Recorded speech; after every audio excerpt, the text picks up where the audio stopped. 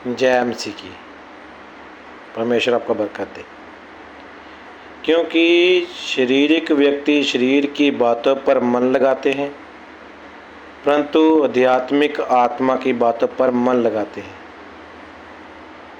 मतलब जो जिस्मानी है वो जिस्मानी बातों के ख्याल में रहते हैं, और जो रूहानी है वो रूहानी बातों के ख्याल में रहते हैं।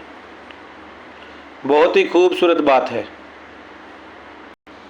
जिस्मानी बातों के ख्याल में रहना, शारीरिक बातों पर मन लगाना, और रूह की बातों पे, आत्मा की बातों पे मन लगाना।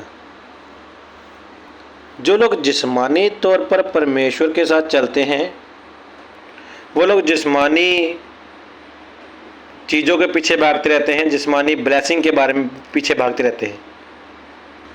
लेकिन जो लोग रूहानी हैं, आत्मिक हैं, वो आत्मिक ख्यालों में रहते हैं। ख्याल मीन्स आपकी सोच कहाँ पे है,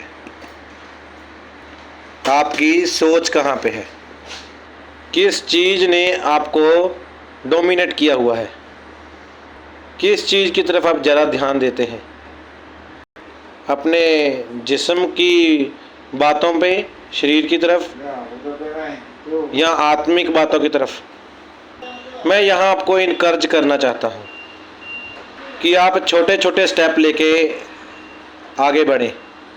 बड़ा स्टेप लेने की आपको ज़रूरत नहीं है। रूहानी तौर पे, आत्मिक तौर पे परमेश्वर ने आपको अपना आत्मा दिया है।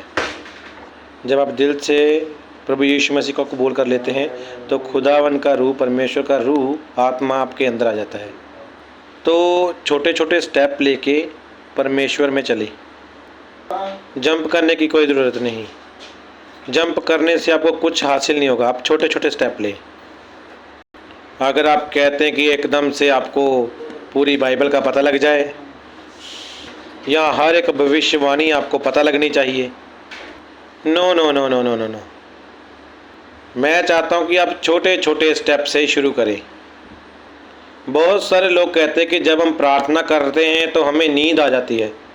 आप सुबह उठें, परमेश्वर को आपने 10 मिनट देने हैं जी। 10 से 20 मिनट तक खुदा से दुआ करनी है, परमेश्वर से प्रार्थना करनी है। 1-to-1 कनेक्शन आपने करते रहना है। 1 महीना, 2 महीना, 1 मंथ, 2 मंथ, परमेश्वर आपको बढ़ाएगा।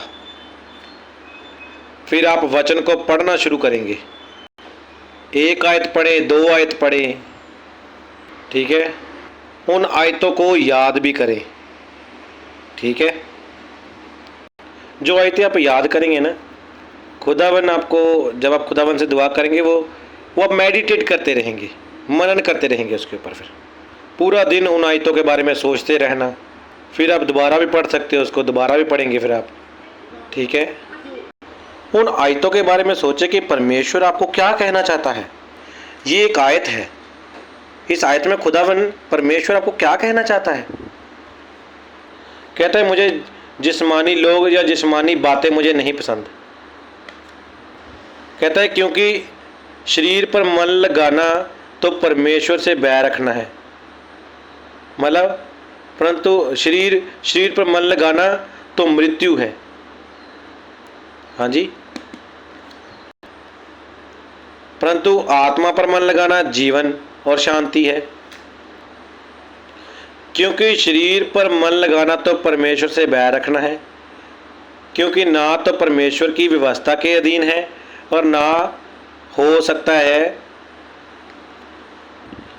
और जो शारीरिक दशा में है वह परमेश्वर को प्रसन्न नहीं कर सकते। परंतु जब कि परमेश्वर का आत्मा तुम में बसा है तो तुम शरीर दशा में नहीं रहे, परंतु आत्मिक दशा में हो। यदि किसी में मसीह का आत्मा नहीं तो वह उसका मन, उसका जन भी नहीं।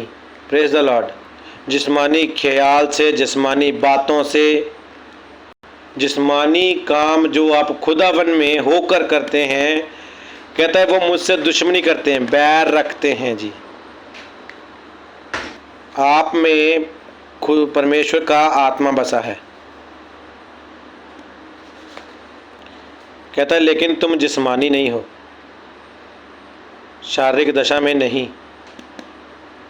आत्मा बसा है, शारीरिक दशा में नहीं हो कहता तुम, बल्कि कहता है आत्मिक दशा में हो, रूहानी हो। कहता है जिसमें मसीह का आत्मा नहीं, वह उसका जन नहीं, वह उसका बंदा नहीं। जी हाँ, आप छोटे छोटे स्टेप लें, परमेश्वर में बढ़ना शुरू करें। आपको रट्टा लगाने की कोई ज़रूरत नहीं है। परमेश्वर से प्रार्थना किया करो, सुबह उठकर 10, 15, 20 मिनट परमेश्वर को दें। उसके बाद आपने परमेश्वर के वचन को पढ़ना है जी। ये एक आयत है जी। कहते हैं अगर आप इसे आयत को याद कर लेते हैं तो इसके ऊपर आप मेडिटेट करते हैं। ये कहता है कौन सी आप शारीरिक बातें करते हैं, जिस्मानी बातें करते हैं जो परमेश्वर को पसंद नहीं। ठीक है जी। ऐसी कौन सी जिस्मानी चीज़ें हैं जो हम खुदावन के सामने करते हैं जो उसे पसंद नहीं है। क्योंकि परमेश्वर कहता है जिस्मानी तौर पर आप मुझे खुश कर ही नहीं सकते, प्रसन्न नहीं कर सकते जी। फिर हम अपने जिस्म से ऐसी कौन सी बातें करते हैं जिससे हम परमेश्वर को खुश करना चाहते हैं। परमेश्वर आत्मा है जी, और उसकी इबादत, उसकी वर्शिप, उसकी महिमा रूह से करनी चाहिए। परमेश्वर आपको बहुत बरकत दे। Praise the Lord.